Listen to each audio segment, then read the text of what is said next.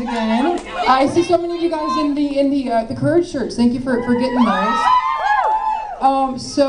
I guess I'll start with a little reading, and then we'll do a fun Q&A. So I'll get to it.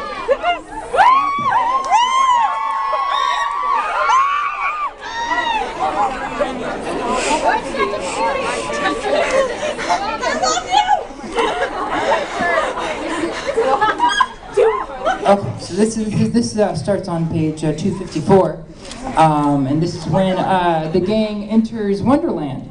So I'll start with, this is one of my favorite parts of the book. So, and if you've already gotten there, don't ruin it for the rest of us. In the middle of the fungal forest, they found an enormous caterpillar lounging on top of a mushroom and smoking from a hookah. He was blue with dark spots and was very obese, even for caterpillar standards. His antennae were wrapped around his head like a turban. The caterpillar's eyes were glazed over as if he was half asleep, and he blew smoke rings into the air. "Excuse me, Mr. Caterpillar," Alex said, approaching his mushroom. "I hope we're not bothering you, but would you kindly point us in the direction of the Castle of Hearts?" "Who are you?" he asked the group in a drowsy voice. "Oh, my name is Alex. This is my brother Connor, and our friends Mother Goose, Lester, Mr. Woodman, and Peter." "What are you?" the caterpillar asked.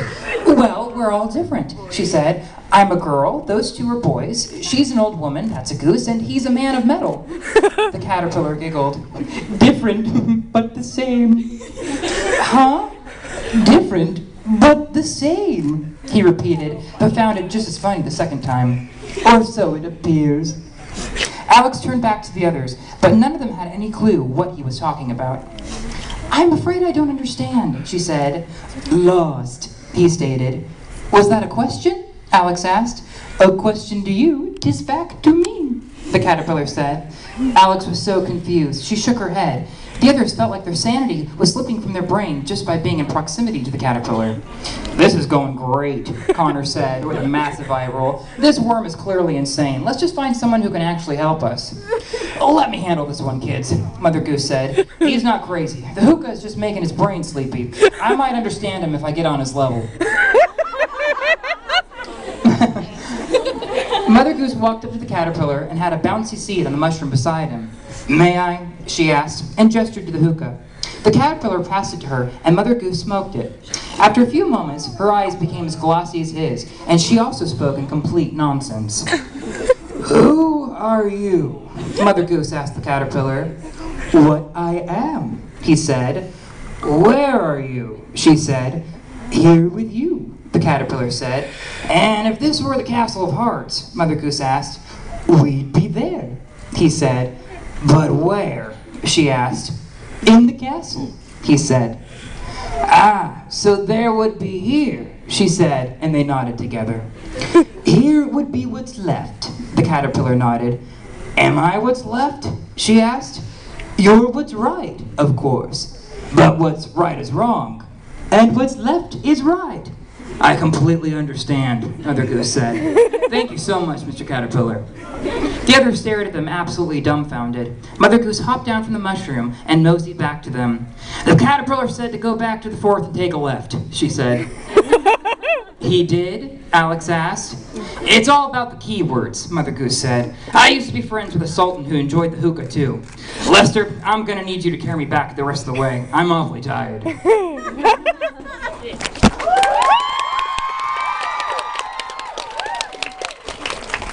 Cool, so I think we're gonna do a Q&A now. Yep. So, fun. Alright, you wanna raise your hand? Here. How did you do the audio recording? Oh gosh. Well, it was audiobooks are tough because you're stuck in a room for 8 hours a day and talking in 100, and I think there was about 200 or so voices in this book. So it could be a little crazy too. I felt a little schizophrenic after the end of the day.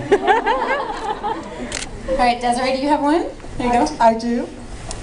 How many books are going to be in the series?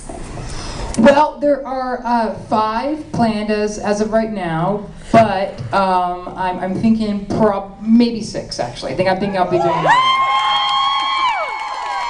Thank you. Oh, good. I'm so excited. You guys are excited. Let's go over here. They're on. Okay. My question is, were there any other classic stories that you wanted to include but couldn't? And do you think those stories could appear in future novels? Ooh, well, yes.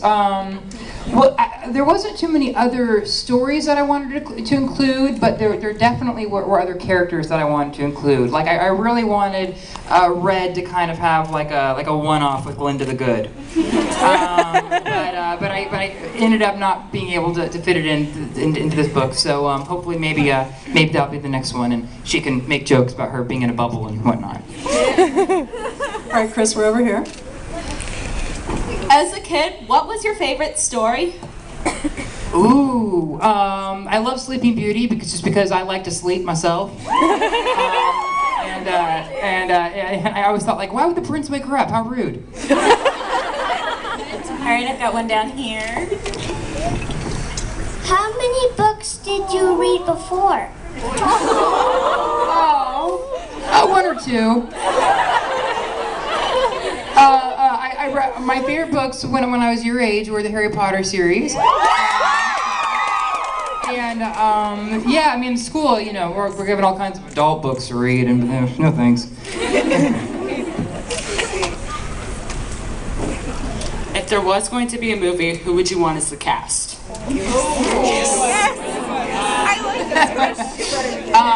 Oh gosh, I don't know. I would definitely want Alex and Connor to be unknown because I'd want kids to connect with them, and I wouldn't want them to think that they were recognize them from anything else. Because when I wrote the books, I purposely didn't name like the city or the school that they went to, because I didn't want kids living in in Missouri to feel like they couldn't identify with kids in California and so on. So thank you. But oh gosh, I don't know. I mean, it changes every day. Like I don't know, like before Mother Goose. I'm like one day I'm like, oh, Carol Burnett needs to do it. Then I'm like, oh no, Jane Lynch needs to do it. But I don't know. We'll see. And there are a couple characters that I would have such a hard time casting because they're just so visualized in my head that I'd be very picky. But we'll see. Meryl Streep can pick whoever she wants.